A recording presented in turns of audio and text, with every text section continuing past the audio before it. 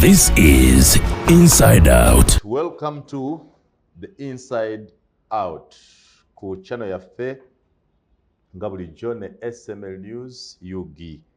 Inside Out okuleeta ebiri munda by'oba owulidde ne tubizza kungulu n'ebiri kungulu ne tubizza munda, era olwaleero tulina Dr. Frank Nabwiso, the man in the eye of the storm, eyakola okunoonyereza mu FDC amala alemerera okukola omulimu gwe, mbu talina kye yalaba, bye yakola tebiwera, ne bwino gwe yawandiikako yali mungi nnyo. Dr. Frank Nabwiso, a veteran politician, an author of many books, a professor, a former vice-chancellor of Busoga University, a respected leader, an elder in Busoga, is said to have made a report eyali worthless, etaalimu kaniguusa, etaalimu nsa. Era abamu gaga nti Nabwiso bwekyabonaga nti ye talya ku luno yalya. On the Inside Out, welcome Dr. Frank Nabwiso.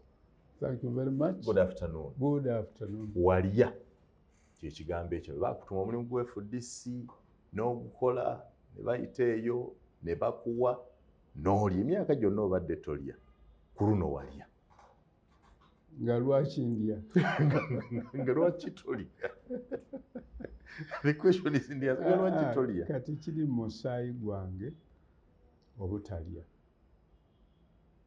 Nina okubeera consistent. Okikyusa otya mu Luganda? Nga tova ku mulamwa, tokyukakyuka, tosagaasagana. Ojjukira nga naliko member of parliament ow'e Kagoma. Yes. Mu 2005, President Museveni n'abantu aba NRM baayagala okukyusa constitution, okujja mu constitution ekikomo ku myaka gya president gy'aba afugirako. Ne bawa abantu 5,000,000.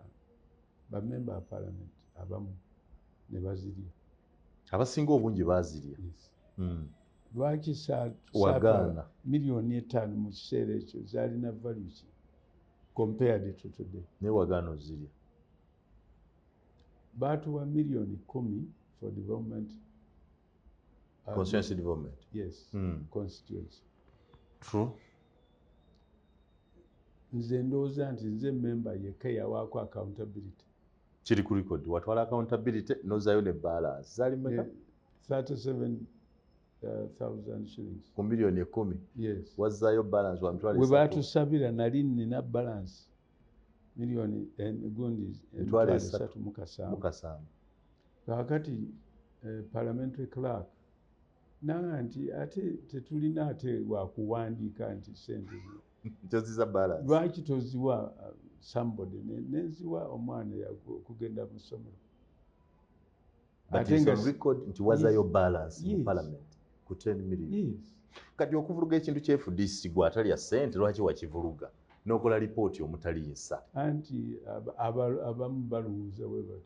Naye bwe nagenda lipooti yaffe nagitwalira National Council FDC nga 28 July. National Council FDC ne adopting that report. Ne baga nti it is a conciliatory report. Conciliatory okikyusa otya? N'omutima ogw'obwa Sseruganda ogw'okugatta abantu okubazza awamu. Nesi kye baakutuma. Tebaakutuma to reconcile. Was that part of the terms of reference? Yes, terms of reference. To reconcile? Yes. To help reconcile and not tear the party. Abantu badde wamu bakole emirimu. Dr. Nabwiso, you were told to investigate. And help to reconcile the aggrieved parties. Were they supposed to come at the same time or one after the other? You are supposed to investigate, come with the facts, and then, based on the facts, initiate a process of reconciliation. Gwe wabivuluga byonna n'obikola mulundi gumu. No, but terms of reference zaali 8. Ebikulu ebyasooka to investigate. To investigate, yes. Aggrieved parties. Yes. Ekyokubiri is to propose how to reconcile these people. Ngamaze okuinvestigating, and we called abana bwe twesibyeko ennyo to investigate. Abana baali Dr. Kizza Besigye, Amuriat, Oboy, President w'ekibiina, Nandala Mafaabi, Secretary General, and Geoffrey Kanya, the Treasurer General. the Treasurer General, yes. Ne tubayita July 12 twabeera nabo, abaana twabayita. Bonna mulundi gumu. Yes, same meeting.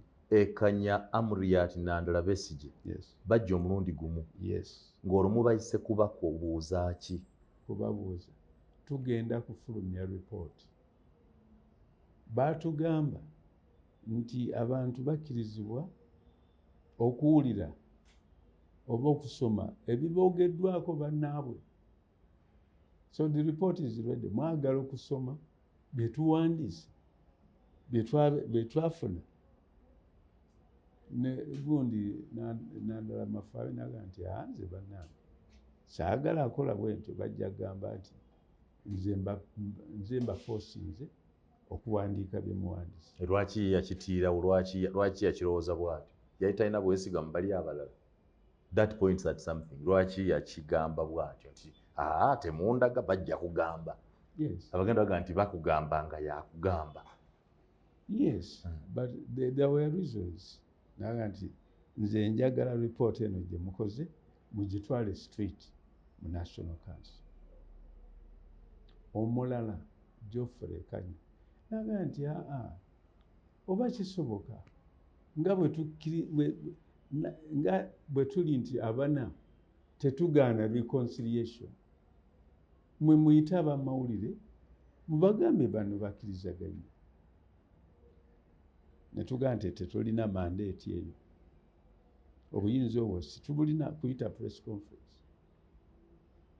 Ne tubagamba kaakati Amuriat ye yali ayagadde okusoma, Besigye n'aba n'ebyayogera.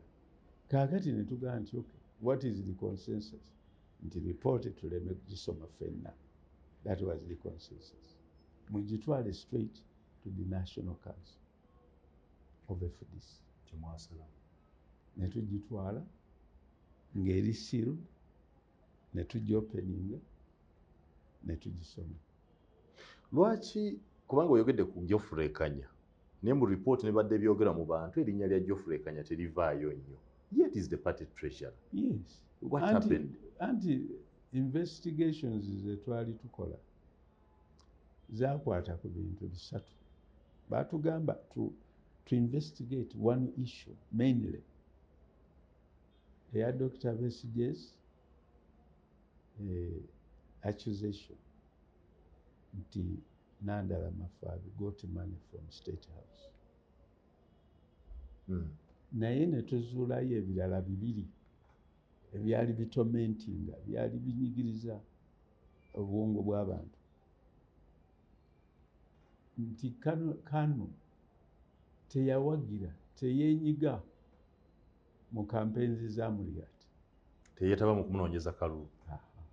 Mu 2021 nakyo ne tukijjayo. Tugamba nti ekyokusatu nti mu FDC mulimu ebibiina 2, ekye Najjanankumbi n'ekibeere Katonga Road. N'ekye Katonga nakyo mwakiyita kibiina. Anti wulira, 2 groups. Yes, one based at Najjanankumbi and another one based at Katonga. Ganti ab'e Katonga bo tebalina hope, tebalina ssuubi nti Uganda eyinza okubeera n'okulonda okuli free and fair. So the concentration, bo baagala kukola bintu ebisobola okuleeta government ne bagiforcinga to bring political reforms. Nga kakati, activism or defiance. Kakati Abannajjanankumbi aga nti bo balowooleza mu kulonda najja nakubikiriza mu kulonda. Whatever has happened, bakkiriza mu kulonda. Okulonda kubeerewo, kuba kubawo omukisa, okubuulira abantu manifesto yaabwe oba bagenda okubakolera abantu. To open political space, okuholdinga rallies naki. Naye mu report ne tugamba nti those are just two major methods of work. Buli kibiina mu nsi kibeeramu ne work plan, naye mubaamu work methods. Muyinza okuba mu work method ey'okukola ebintu ebiforcinga government to do work for the people. Twala mu Kenya, Raila Odinga beekalakaasa ne baforcinga Ruto to agree to work with them. Yes.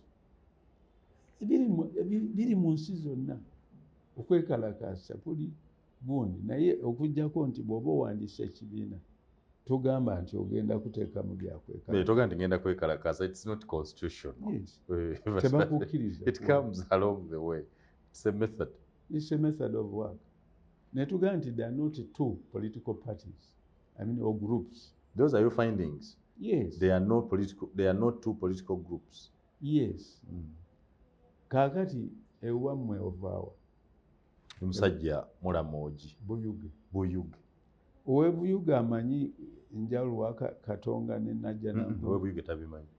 Kati tebitukolera makulu, so tumayite kibiina. Ani nannyini kibiina kya FDC?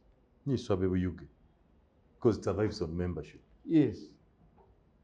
Ebyalo mu Uganda obimanyi? Manyiiko Buyuge naye biri 7,000.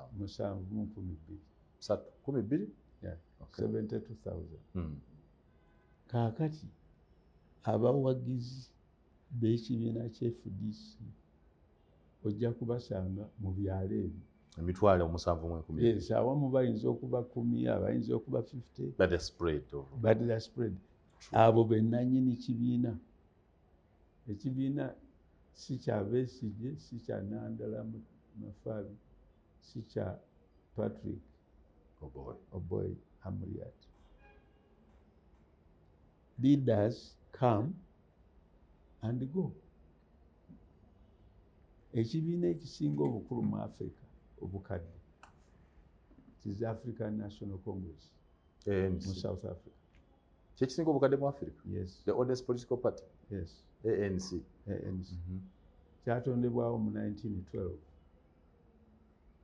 Naye abaakitonda bo be bakyalimu. Baafa dda. So leaders come and go. But the party is still. The party remains.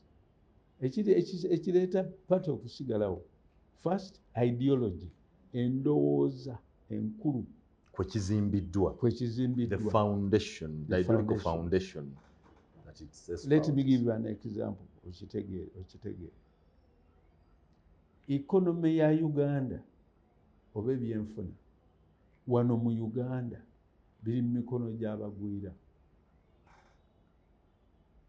bamusigansimbi. Foreigners, capitalists. Yes, that is what the minister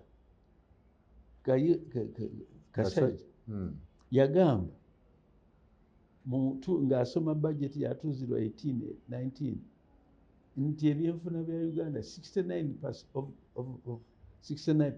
the economy eri mu mikono gya outsiders.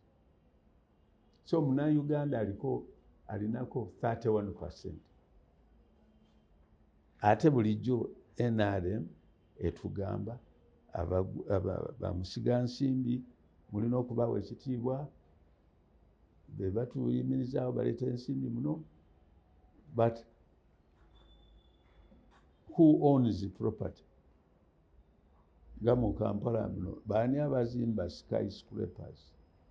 The foreigners. Be balina ensimbi. There you are. That is a ideology. Ideology endala ya NRM. President Museveni ateekwa okusigala mu buyinza okutuusa bw'alifa. Biki by'oyogera? What are you saying? Are you listening to yourself? Yes, I'm listening to myself. Mu NRM ideology ebadde. The ideology ya NRM is Museveni alina okusigala mu buyinza okutuusa lwalifa. Okusiga, yeah. As an ideology onto which the party is based and the party thrives. But have they changed the leaders? NRM tebajja gundi presidential term limits tebazijjamu. True that. Tebajjamu age limit. Yes. Kakati yakafuga emyaka 38. 2026 to be 40 years. Yakugamba nti agenda kuvaamu. Kati yo nebeera ideology nti ekibiina kwe kitambulira. Yes. Olinganga nti Museveni bw'avaawo NRM evaawo. Yes, of course. No, don't say yes, of course. The NRM has a constitution. UPC batugamba nti Obote bw'avaawo UPC erina ba leaders abalala. Wawulirako nga Obote afudde mu UPC kati mulimu ba presidents bameka? Babiri. There is a third one who is quiet. Mulimu Akena mutabani wa Obote. Jim Akena. Ne mubeeramu Peter Walubiri omusoga. Ne mubeeramu Olaro Tunu ali awo mu Olaro. Now, so katumalirize. Yes, tumalirize because ideology endala nze gye ngamba aba FDC bagoberere eya India set up cottage industries in every home. Economy bagizimbire kuki? Ku home. Cottage industries, home cottage industries. Does it stand? It will work. You build a party, but that's an economic ideology. Yes. My ideology mubeeramu both political and socio-economic. Yes. You think FDC can be built on cottage industries? Nabwiso, this man you are talking to is saying nti olutalo okulwanyisa ebyenfuna n'obwavu mu Uganda tukope abayindi kye baakola obukolero obutonotono mu buli homestead buzimbibwe so that abantu baba involved mu kukola and they even become more innovative. But economy eno ey'okusabiriza university zireese abantu 500,000 people emitwalo 5 abatali employable obayuye mu economy mu byenfuna they have no work. What are they going to do? Okay, eyo sijenjagadde katudde gye twayagadde, but that's very good. Katudde gye twayagadde. So Nabwiso, as a credible person with that repute you have authored the books, you have taught at universities. Are you satisfied that the report you made for FDC was worth your name? Yes. Really? Yes. Towuliramu kuswala muni nti wakola ekintu ekiri awo nga kiri amofas? What is contained in there? What did you see? Mu report ebintu ebisatu twabyogerako bwe tuti ebikulu ebisatu bye twa-identify. Ekisooka ensimbi Kano ze yagamba nti Nandala yazijja mu State House. Kano yalina duty okuprovinga nti sente ezo they came from State House. But did the money come? Sente zajja in your findings? Was in there our money? Findings, Besigye teyatulaga ani eyamubuulira. Sooka owulire. No, I'm going to explain. Yes. He did not tell us ani eyamubuulira that Nandala got money from State House. era njagala otegeere nti bw'oba oyogedde you are choosing somebody owawaabira omuntu mu kooti oba you are making an allegation, you are responsible for producing evidence. I thought your duty to investigate was to get that. Did the money come from Now State I'm House? going to be Nandala yatugamba n'atulaga ne papers ze that National Council yamugamba okwewola ensimbi ezinaayamba mu kulondesa okusasula abagenda okukuuma obululu. The National Council FDC Yamugamba okwewola. Ne yeewola. He went and withdrew money from his own accounts. 500 million. Yeah, he showed us some papers. Baamugamba okwewola. Yes. Ye n'akwata eziri ku akaunti ye. Yes. N'aleeta. N'agamba nti bajja kunsasula leeta. Nga kuliko interest rate yenkana wa. Yagamba nti no interest rate. So lwaki bulijjo bamubuuza nti zaava wakimuzibwaga nti nazijja ku akaunti yange? No, he has said so. Yeah, he hasn't. He hasn't. He said the money was hidden, simanyi for URA, for what? Doctor, you have not followed this story. No, I have my investigation. Oyagala kumbuuza bye na investigating over. So you are satisfied that the money came from Nandala's He showed accounts? us that the money came from his own sources. N'addira 300 million n'aziteresa Besigye. 200 million n'aziwa President Amuriat to use mu campaign. Ezo ziba bitaano. Yes. Ate Amuriat one time said zaali 280. Yes. Some other 80 million shillings were received. But we were not investigating Saint Amuriat, Zeyafuna. We were investigating the 300 million. Besigye bwe yazifuna. First, Besigye, that's where we brought in a Kenya. Why did you receive the 300 million n'otoziwa Treasurer General? Ng'ogamba ani olw'obuuza ani Besigye? Tubuuza Besigye. Lwaki yafuna ebisatu n'ataziwa Treasurer General? Oba lwaki teyagamba nti baziteeke ku part account? Ekyo mukibuuza Besigye, mukibuuza Nandala, because Nandala yafuna ssente. We asked both. Besigye received the money, took down the serial accounts, numbers, n'alaba nti they are notes ezo mpya. Oli yamukubira n'agamba nti ssente ezo zaava mu State House.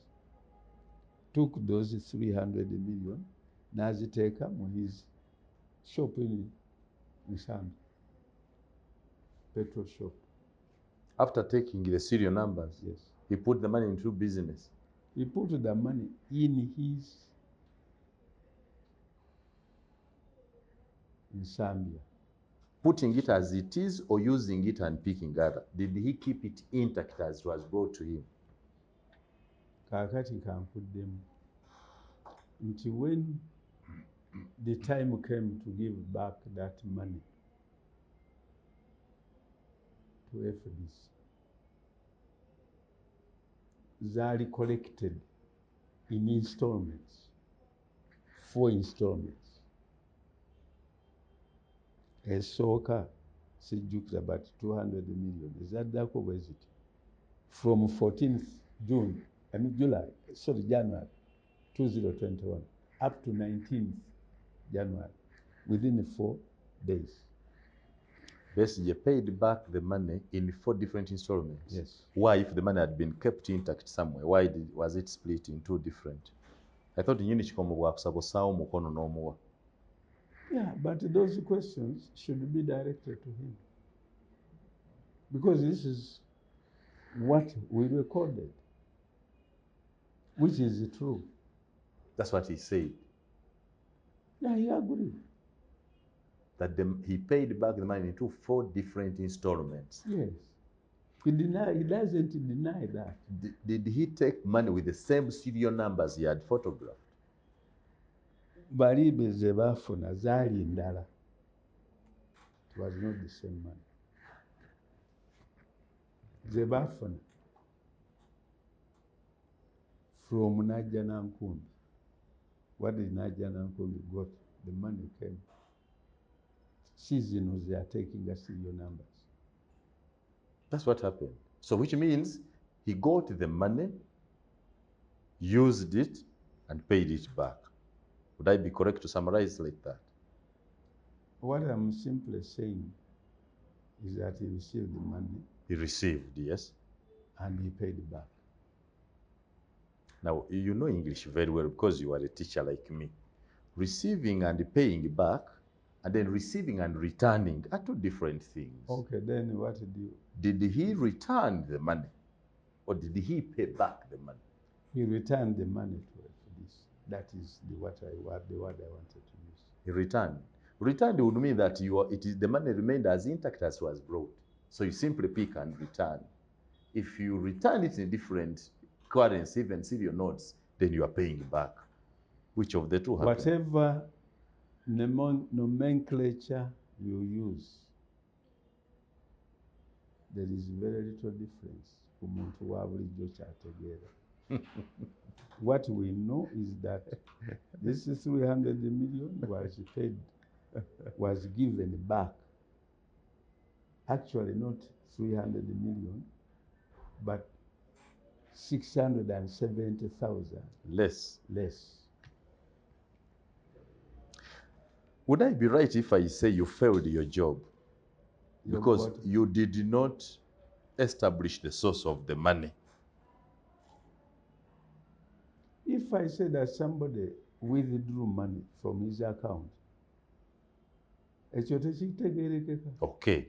Were there any written documents to that effect that I, Nandra Mafab, do hereby loan out to FDC this amount of money? That's question number 1. Question number 2, if Nandra Mafab was giving money to the party, why not go through the Treasurer General and then you take it to FDC, who is out of the party structure? I belong to FDC. Besigye is out of the party structure to the extent that he is only secretary for the elder in Lukungiri. Why would the money go to him and not the Treasurer General? We asked those people meetings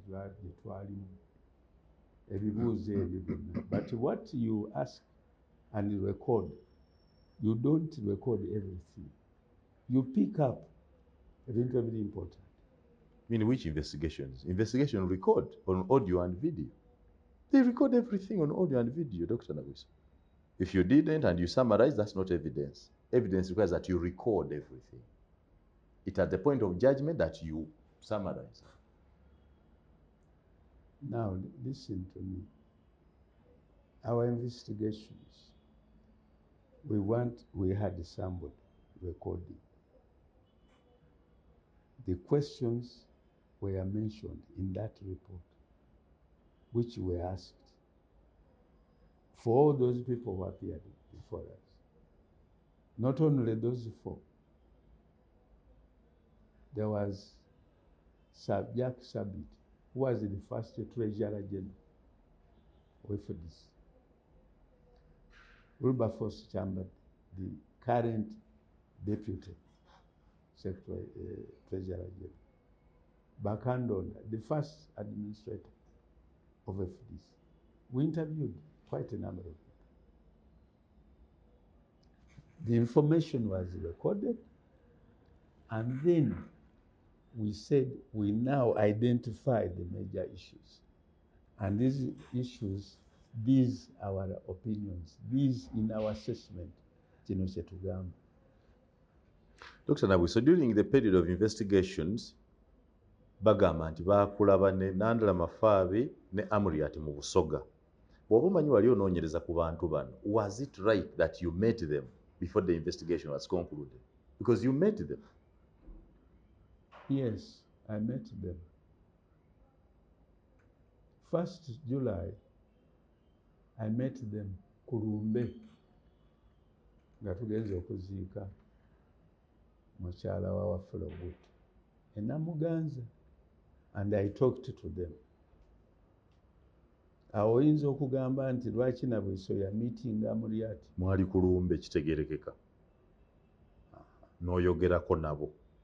Nenjogerako. Bye mwayogerako si byankutegeera. Ku 2nd, gw'omanyi ng'alina amaka eganga. I know. You have a home in Uganda. Now, they called me and said, we are in your area. Who called you now? If you say we, they. Amuriat. Amuriat. So I said, where are you?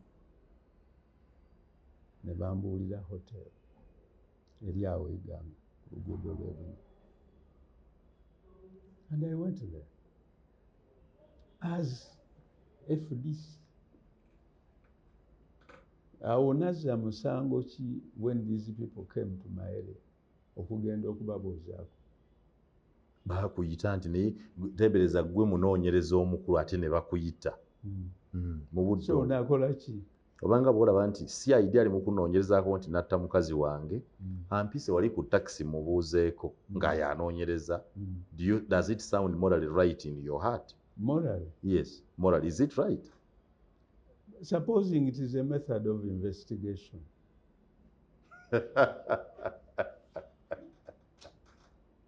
You declare so. I went there and I did 2 things. First, nayogera, bali boogera ku party structures. They gave me some minutes to stress the importance of every district in Busoga having a district conference and a work plan to operate ng'olina direction. 2, I distributed a paper on escalation of poverty in the Busoga sub-region. Ganti bw'oba olowooza ku by'ekibiina, Busoga needs a special attention because we're the headquarters of poverty. Those are the issues. I even sent those papers to Besigye. I said, this is what I spoke about. There was no talk about investigation. Where do you think I went wrong? When Besigye said your investigation was worthless, what came to your mind? Because he said it, probably said it was worthless. Yes, yagamba nti it was worthless nga temeritinga ne paper To which was written. to which was written. Meaning that the 19 pages we wrote in that report, kazi paper egula sente meka? Pepa olupapula olumu zamanyi zigulira mu rimu emu erimu empapula 5 egula emitwalo ennaku zino 2.5. So a paper is around 2 shillings, I think. No, 50. Around 50 shillings. So 20 pages, 20 pages kuba times kuliko 50. cover page. 50 That times 20. means 1,000. 1,000. Yes. So you made a report worth 1,000 Uganda shillings. Not worth Eh. even 1,000 shillings. It was. Oh, it was not even worth the 1,000 shillings. Kakati gwe bw'obeera amini bwe bagamba bw'otyo oddamu otyo. Nga nze ggwe. Oddamu otya. Nabwiso. Kakati twakola ne recommendations 8 z'ataakomentingako. Because the heart of the report had failed. The gist of the report was, did the money come from a bad source? Naye bw'obanga gw'ogambye nti money came from this source, why don't you say so? He said the money came from State House. You wanted him to bring a receipt, a signature from the State House comptroller? Kakati If you are the investigator, nga tomanyi muntu mu house yagamba bw'ati, what do you do? Do you go to State House? N'otandika okubuuza. No, you'd have asked Besigye, who gave these people money in the State House? But if he didn't disclose, because he did not disclose. You would still ask him, why don't you disclose? You'd have, and he said because of ABCD. Because the party president did say that we cannot reveal some of our sources of funding because many of them are within government and they are working against government. If we reveal them, we affect their positions. It is understood in a political struggle. Well understood in a political struggle. Now, let me ask you, if you are the head of a clan or the head of a family, do you take all the secrets of your family into the public there? No. Certainly no. When you call them secrets, the time you called them as secrets, then secrets are supposed to be preserved because they are called secrets. Why? They are not for public consumption. Yes. They have limitations on consumption. Do you know that Kano yatwala ensonga ezo ewa Swahili gwa ambassador ne baziteesaako 4 times? Ambassador was as chairman of the national chairman of the party. Yes. Ne baziteesaako emirundi 4. Yes. Ne batazimaliriza. Yes. Ne baleeta Nabwiso. Ne zifailinga. I mean, they did not resolve. Ne bazikuleetera. Yes. Naawe ne zikulema. Nze sinabako nti zannema. Gwolaba nga kye basolovinga. You solved nothing. It is your views. That is what you think. But there are people there. Abaali enajja nankumbi bagamba nti this report has helped. Did you reconcile the two?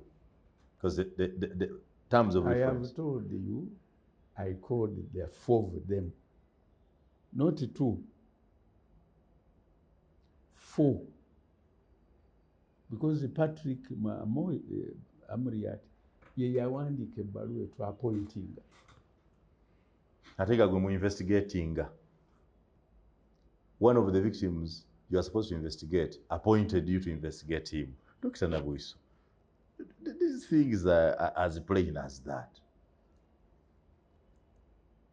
The accused appointed you to work. It is not my mistake. Because I am not the appointing authority. National Council authorized those Amuriat to appoint us. First of all, how did your name come up? I don't know. Of all the people, how did they come up to you?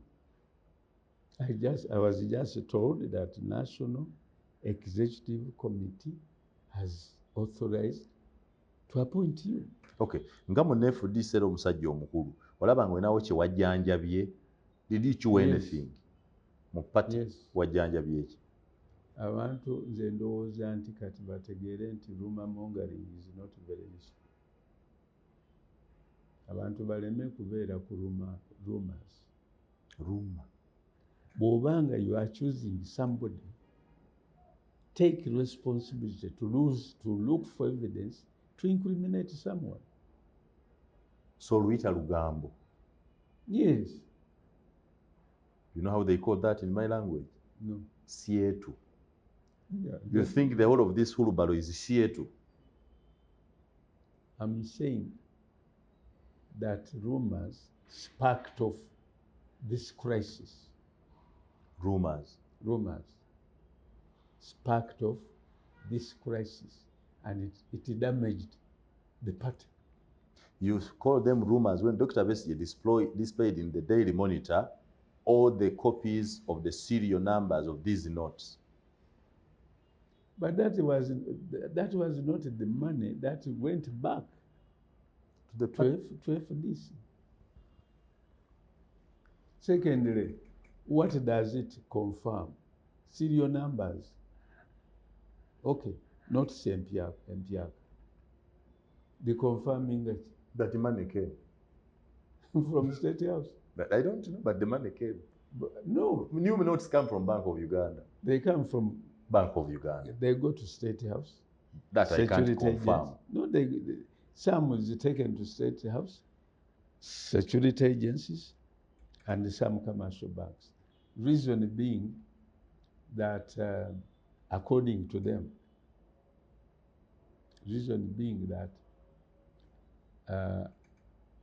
the suppliers, if they are paying for goods, for services, what not, these people have to get money through their commercial banks. So the money ends up in commercial banks. And Nandala said he, as an individual, asked his bank to give him new notes. And as a good customer, probably that's the reason. But we did not see a special. Maybe our brains it is equal. We did not see a special about new notes. Busente buwuna bulungi. Buba bupya buwunya bulungi si bwankufuna. That's why noli yabusaba nti mumpe obupya. Nze kati bwompa sente enkadde nga zinankolera ne zintwala gye ngenda, I will use it. Sijja kubeerawo nti njagala new notes. Did FDC pay you for the job, the investigation? Yes, they did. They did, because we had to come here. We had to travel. By the way, I have been getting on a border from Chiwanga, my home, getting on a border to Najjanankumbi, sitting in Mutwaro. Leave alone the problems that is involved, the traffic jams. You spend 2 hours. So it is a risky business. So they paid you for the investigation? They paid me for traveling allowance, for lunch, because they had to eat, and all the elders. The elders moved, one of them moved from West Nile, Martha Ondoga, from West Nile, Emusu Ediego from Kaberamaitu. Others moved from somewhere else. They paid the transport allowance and accommodation. That's the 10 million we hear. Total? Or each of you are paid 10 million. Why don't you go to Najjanankumbi and they give you where we sign? No, the money has come out. Why do I go to the rumor here outside is that Nabwiso got 10 million and he lost when he looked at 10 million. He lost all his values, all his credibility, and said 10 million in this cash had the economy. That's why he made this kind of bogus report. It's because of 10 million. But that you are saying that in my head there is nothing in my head. If 10 million is going to buy my legacy and credibility, that means Sitegera. Why are you interviewing me? You have not had these comments come from somewhere. You know, when you do a report and somebody says it is not worth the paper onto which it was written. But that is Dr. Besigye's opinion. Is it the opinion of the other people in Uganda? Okay, when you told Dr. Besigye that he's killing his legacy, what were you meaning? Did he make a mistake to ask you to investigate? Or did he make a mistake to raise any suspicion? The language he was using. Besigye, I respect him very highly. He is the founder president of the party. Bw'obeera founder president of the party, language gy'okozesa ebeera etya. Because you are still responsible for keeping the party to go, to move forward. Why not bring these people? Baganti bannange, ekizibu kino kizzeewo. I have a problem with Nandala Mafabi or with somebody. but the party principles should be upheld. Why don't you use that language? So tewakkanya na lulimi lwakozesa. Assessment ye ya report here. The elders told him you must respond because this is not Nabwiso's report. It is the elders' report. Kino kirekawo FDC. FDC bw'eba eyagala esobola to overcome that problem by saying bannaffe, all of you mukomewo. First of all, kneel before God. Thank him for having given you an opportunity to lead. Then understand that everybody of you is needed. Press release yagamba. Honorables, Amuriat, Besigye, Nandalama, they will still be needed when it will be in Uganda. We need everybody. Why not accept criticism? What's the problem?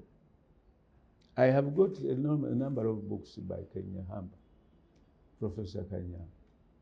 One of the things he says, mu Uganda, banabyabufuzi tebakkiriza bigambo bibiri byokka. I'm sorry. Oh, thank you. Those are two statements. That's what Kanyahamba says. Yes. We don't. This is because we are not humble. Given an opportunity to redo the investigations, what would you do better? No, I would not want to do that. If they ask you to redo the investigation, you wouldn't do it? I would not do it. Really? I did not apply for that job, did I?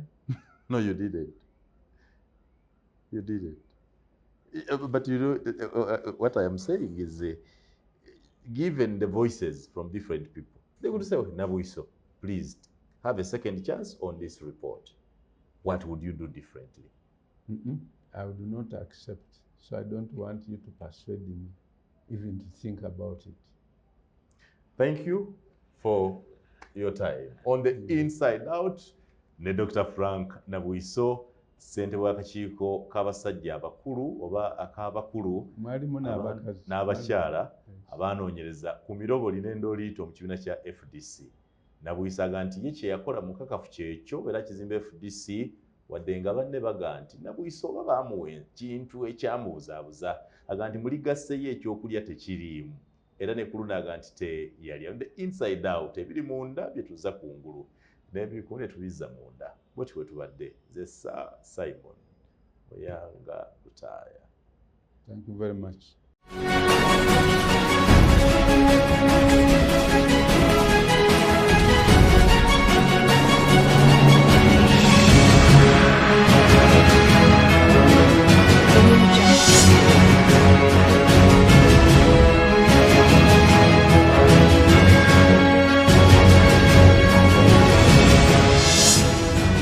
This is Inside Out.